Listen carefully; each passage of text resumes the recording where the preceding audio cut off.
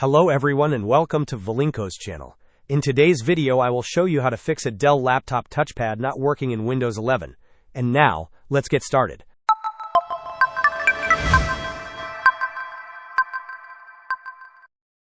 If your Dell laptop touchpad has stopped working in Windows 11, there are a few steps you can take to resolve this issue. First, we will check the touchpad settings directly within Windows. Open the Windows search bar and type Touchpad. Select Touchpad Settings from the search results. Inside the touchpad settings, you should find a toggle switch. Ensure this switch is turned on. For many users, simply enabling this option will immediately restore touchpad functionality.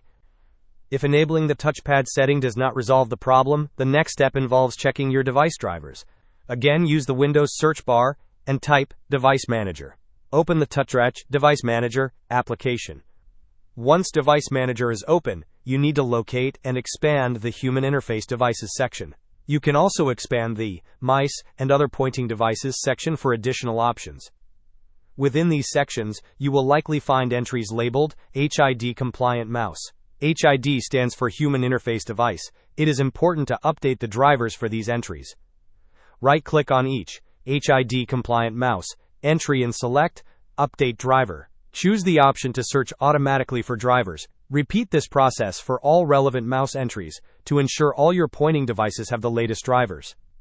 Hope this was helpful. Don't forget to like and subscribe if you enjoyed. As always, thanks for watching, and I will see you in the next video.